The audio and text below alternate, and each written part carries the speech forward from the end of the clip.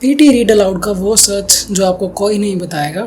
आज मैं आपको 45 से 65 तक का जो रास्ता है वो गाइड करने वाला हूँ। आप फ्लुएंसी के चक्कर में अपना स्कोर बिगाड़ रहे हो, और अगर आप सिर्फ 2 मिनट तक ये वीडियो देख लोगे तो रीड अलाउड में आपको 10 से 15 पॉइंट तक का जंप पॉसिबल है। ये सब कुछ मैं आपको इतना गारंटी के साथ क्यों बोल रहा हूँ, क्योंकि recently one of my student gave exam within just 7 days of preparation he got their desired score. Firstly जो उसका स्कोर आया था क्लासेस अटेंड करने से पहले, उसका स्कोर था लिसनिंग में 44, रीडिंग 48, स्पीकिंग 49 एंड राइटिंग 40। जो उसने एग्ज़ाम दिया था वो दिया था उसने 8 मई को, वो आप देख भी सकते हो अभी स्क्रीन पे। और फिर उसने अराउंड 9 मई से लेके 15 मई तक उसने क्लासेस कंटिन्यू करी। सो उसके जो स्कोर में इम्प्रूवमेंट आई है वो आपके सामने है। Listening 63, reading 61, speaking 66 and writing 63। सो ये सब कैसे पॉसिबल हुआ, क्या स्ट्रैटेजी रही, कैसे हमने वहाँ पे उसको शॉर्टकट्स बताए कि आपको ये सब अप्लाई करके आना, सब कुछ आज मैं आपको इस वीडियो में बताने वाला हूँ कि स्पीकिंग में कैसे आपका भी स्कोर जो है वो 45 से 65 प्लस ईजिली जा सकता है, वो भी सिर्फ 7 से 8 दिन में। और कहाँ पे उसने प्रैक्टिस की, कौन से सॉफ्टवेयर का उसने यूज़ किया प्रैक्टिस करने के लिए, सब चीज़ आज इस वीडियो में डिस्कस होएंगी। सो जो आज की ये वीडियो है वो 5 पार्ट्स में रहेगी। सबसे फर्स्ट पार्ट में आपको मिस्टेक्स का बताया जाएगा, सेकंड पार्ट में आपको करेक्ट वे बताया जाएगा, थर्ड पार्ट में आपको क्वेश्चंस कुछ कंपेयर करके दिखाए जाएंगे कि हमें करने कैसे हैं ताकि आपको प्रॉपर तरीके से पता लगे। फोर्थ पार्ट में आपको बताया जाएगा कि डेली का आपका क्या रूटीन होना चाहिए जिससे कि आपकी प्रोनाउंसिएशन करेक्ट हो जाए। और फिफ्थ पार्ट में आपको एक बेस्ट फॉर्मूला दिया जाएगा रीड अलाउड का, जिससे कि आपके जो रीड अलाउड हैं वो डाउन बिल्कुल भी नहीं जाएंगे। सो सबसे पहले जय श्री राम सभी को, welcome back to my channel Pawan PT classes. So चलिए सबसे पहले हम कर लेते हैं कोई भी एक ओपन रीड अलाउड। ये जो हमने ओपन किया वो हमने अभी गुरुली की वेबसाइट पे किया, क्योंकि ये काफ़ी बेस्ट वेबसाइट है। आप इसमें प्रैक्टिस कर सकते हो। काफ़ी रिसेंटली स्टूडेंट्स जिनके स्कोर आए उन्होंने यहाँ पे प्रैक्टिस की थी, क्योंकि इसकी जो स्कोरिंग क्राइटेरिया है वो एग्ज़ाम से मिलता जुलता है। एग्ज़ाम में भी रीड अलाउड एक 15 मार्क्स का होता है, और यहाँ पर भी जो आपको स्कोर मिलेगा वो 15 में से मिलेगा। इसका जो वेबसाइट का लिंक है वो आपको डिस्क्रिप्शन में मिल जाएगा, उधर से आप जाके इसको यूज़ कर सकते हो वेबसाइट को। और अगर आप इसमें कूपन लगाते हो गुरुली 10 तो उसमें आपको डिस्काउंट भी मिलेगा 10%। सबसे पहले हम डिस्कस करते हैं पार्ट फर्स्ट के बारे में कि स्टूडेंट्स जो हैं एग्ज़ाम में क्या मिस्टेक्स करके आते हैं। सो ज़्यादातर जो स्टूडेंट्स सोचते हैं कि फ्लुएंसी का मतलब होता है सिर्फ फास्ट बोलना, लेकिन जब वो जल्दी जल्दी बोलते हैं तो पॉजेज आ जाते हैं, हेजिटेशन होती है, ये सब ज़्यादा आते हैं, और वहाँ से जो है फ्लुएंसी का स्कोर जो है वो क्रैश हो जाता है। और अगर समझो फ्लुएंसी गई तो आपका सब कुछ गया। सो अब ये कैसे बनेगी वो भी हम आगे अभी डिस्कस करेंगे, और बेस्ट वे क्या रहेगा, कैसे हम अपने स्कोर को इम्प्रूव कर सकते हैं, क्या हम स्ट्रेटजी यूज़ करके आए एग्ज़ाम में जिससे कि हमारा जो एक्सेंट है वो सही चला जाए। देखो सबसे पहले कि जो फ्लुएंसी आपकी एक्सेंट पर नहीं मैटर करती, कि आप इंडिया से हो, आप गुजरात से हो, आप पाकिस्तान से हो, आप कहीं से भी हो, आप नेपाल से हो, कि आपकी वहाँ की लैंग्वेज का टच आ रहा है, ठीक है, उस चीज़ पे इतना वो मैटर नहीं करती। मैटर क्या करती है, सबसे पहले आपको पता होना चाहिए वहाँ पे कंप्यूटर है, कोई पर्सन नहीं है जो आपका स्कोर चेक करेगा, ठीक है। वहाँ पे कंप्यूटर है, कंप्यूटर को हमें करेक्ट करना आना चाहिए। सो वहाँ पे क्या है, आपका फ्लो मैटर करता है, रिदम मैटर करती है कि आप बोल कैसे रहे, एक्सेंट मैटर नहीं करता। फ्लुएंसी तब आता है जब आप प्रॉपर पॉजेस के साथ बिना करेक्ट करे बोलते हो। बिना करेक्ट करे का मतलब अभी यहाँ पे क्या है, जैसे ये रीड अलाउड है अभी आपके सामने, इसमें क्या लिखा हुआ है, domestication is an evolutionary rather than a political development. अब बहुत सारे स्टूडेंट इसमें क्या गलती करते हैं, वो क्या बोलते हैं, domestication is an evolutionary rather than a political development. जैसे मान लेते हैं उनसे अभी एक वर्ड ये जो है एवोल्यूशनरी वो गलत हो गया। सो वो क्या करेंगे, इसको एक बार फिर से वो रिपीट करेंगे एवोल्यूशनरी। सो उधर से रिपीटेशन से क्या होता है, आपका जो स्कोर है वो डाउन एग्ज़ाम में चला जाता है, ठीक है। सो सबसे पहले आपको क्या करना है, आपको रिपीटेशन बिल्कुल भी नहीं करनी है। और इसे नेक्स्ट पार्ट में मैं आपको प्रॉपर तरीके से करके भी दिखाऊंगा कि ये आपको कैसे परफेक्ट वे में करना है जिससे आपका स्कोर बनेगा।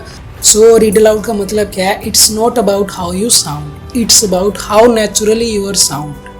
स्कोर तब मिलता है जब सिस्टम को लगता है कि ही इज़ कॉन्फिडेंट, ठीक है। सो सबसे पहले वहाँ पे एग्ज़ाम में मैटर करता है कॉन्फिडेंस।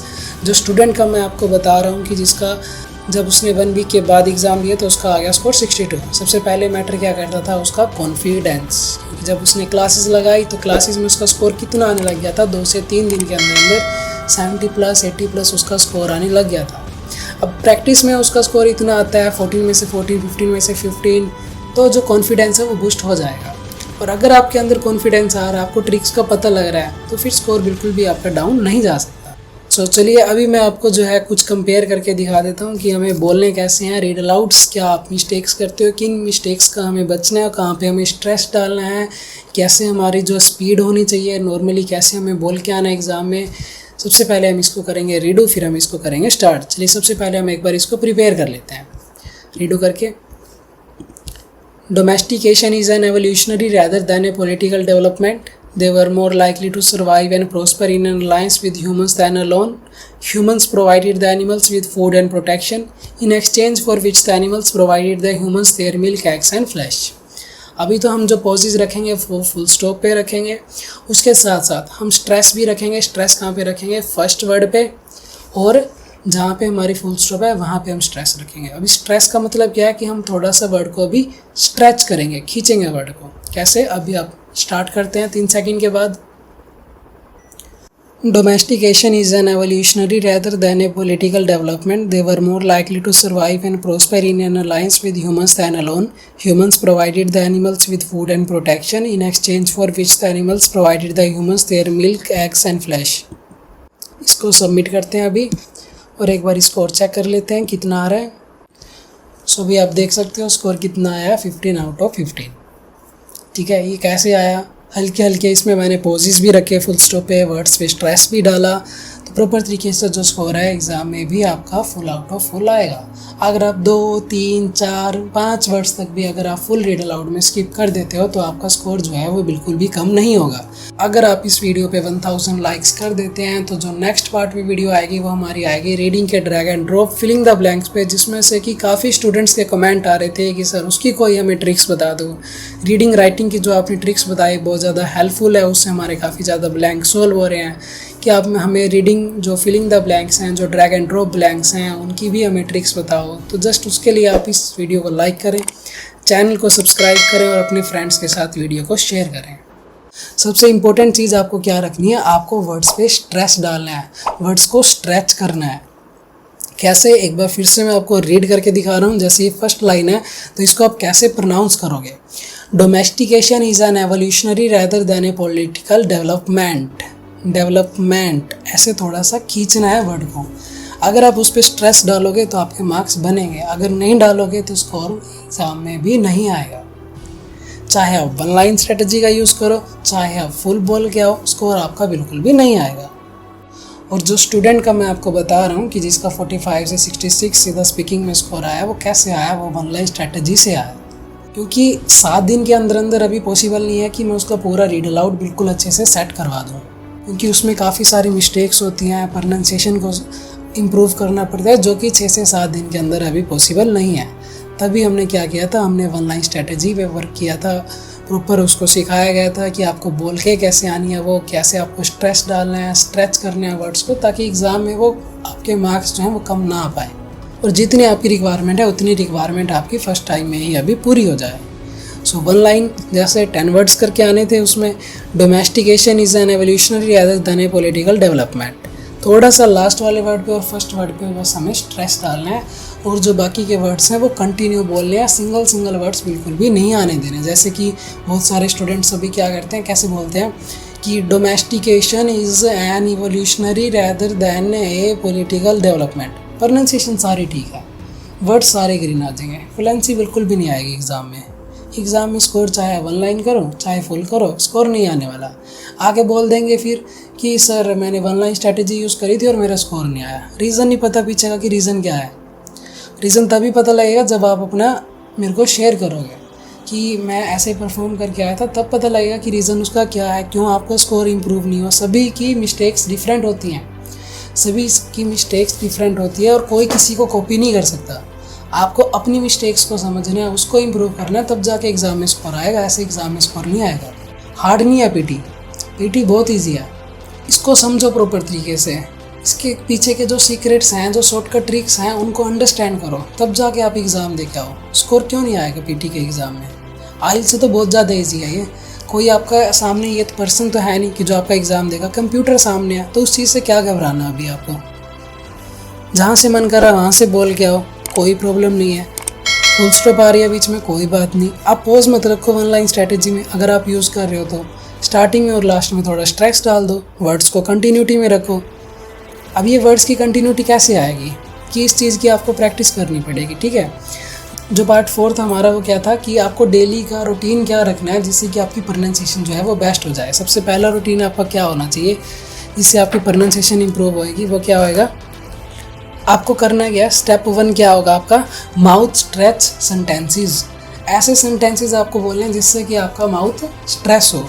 जैसे कि एक सेंटेंस है वो क्या है, many men may make more money, many men may make more money, many men may make more money, many men may make more money. ये सेंटेंस आपको काफ़ी टाइम बोलना है, 2 से 3 बार लगातार बोलना है जिससे कि आपकी प्रोनाउंसिएशन इंप्रूव हो जाएगी और थोड़ी सी कंटिन्यूअस बनेगी। कंटिन्यूअस बनेगी तो फ्लुएंसी आ जाएगी। पोजेस रखने ज़रूरी है, फुल स्टॉप पे पोज रखना ज़रूरी है, कोमा पे भी पोज रखना है। अब स्ट्रेस कहाँ पे डालना है, स्ट्रेच कैसे करना है वर्ड्स को, ठीक है, वो भी अभी पता करेंगे हम। एक और चीज़ क्या है, आपको अभी घर पे आप प्रैक्टिस करते हो तो क्या प्रैक्टिस करनी है कि एक पैरा की जो भी एक लाइन है पूरा उसको एक ही ब्रेथ में कंप्लीट करने की कोशिश करो कंटिन्यूअस। जैसे कि domestication is an evolutionary rather than a political development, बीच में कोई सांस नहीं लिया, कंटिन्यूसली एक लाइन कंप्लीट हो गई। Next line, they were more likely to survive and prosper in an alliance with humans than alone, complete. Humans provided the animals with food and protection in exchange for which the animals provided the humans their milk, eggs and flesh, ठीक है, continue. अब यहाँ पे pose रखने की ज़रूरत नहीं है, क्यों नहीं है, क्योंकि 3 वर्ड के बाद फुल स्टॉप आ रही है, वहाँ पे तो हमें रुकना ही है। फिर इधर पोज रखे क्या फ़ायदा, अभी इधर पोज रखोगे स्कोर डाउन जाएगा, फ्लुएंसी चली जाएगी। सो इधर पोज रखने की ज़रूरत नहीं है कि आप इसमें ऐसे बोलो कि provide the humans their milk, eggs and flesh, तो उधर से वो सारे का सारा जो हमारा फ्लो था ऊपर से लेके नीचे तक का वो सारा का सारा ब्रेक हो गया अभी। और जो पार्ट नंबर 5 है जो हमारा इसमें सीक्रेट फॉर्मूला रहेगा वो क्या रहेगा, सबसे पहले स्ट्रेस द कीवर्ड, कि जब भी सेंटेंस की स्टार्टिंग होती है उसके फर्स्ट वर्ड पे और उसके लास्ट वर्ड पे आपको स्ट्रेस डालना है, मतलब कि थोड़ा सा वर्ड को डीप में बोलना है, थोड़ा सा लाउड बोलना है। Domestication is an evolutionary rather than a political development, ये चीज़ समझ में आ गई। सेकंड क्या रहेगा, स्ट्रेच द फुल स्टॉप, कि फुल स्टॉप पे आपको स्ट्रेच डालना है और ऊपर तरीके से आपको वहाँ पे पोज जो है वो शो करना है। Domestication is an evolutionary rather than a political development, they were more likely to survive and prosper in an alliance with humans than alone, humans provided the animals with food and protection, ऐसे। Third number पे क्या रहेगा, skip the fear, सबसे important, इसके बिना कुछ भी नहीं है कि फियर नहीं रखना एग्ज़ाम में, कॉन्फिडेंस लेके एग्ज़ाम में जाना है। कॉन्फिडेंस कैसे आएगा, जब आपका यहाँ पे स्कोर आएगा, ठीक है। इस सॉफ्टवेयर को आप यूज़ कर सकते हो, जो रियल एग्ज़ाम में स्कोरिंग आती है वो 15 मार्क्स की होती है रीडल आउट की, और इस सॉफ्टवेयर में अगर आप प्रैक्टिस करोगे तो इसमें भी आपको 15 मार्क्स में से ही शो करेगा ये। प्रॉपर तरीके से बोलोगे तो आपको एग्ज़ाम में स्कोर भी आएगा, यहाँ पे भी आएगा। अगर देखो मैं इसी चीज़ को प्रॉपर तरीके से नहीं करता हूँ तो मेरा स्कोर नहीं आएगा यहाँ पे। देखो मैं क्या करता हूँ, कहीं पे पॉज नहीं रखता, जस्ट कंटिन्यू बोलता रहता हूँ, देखते हैं स्कोर कितना आएगा।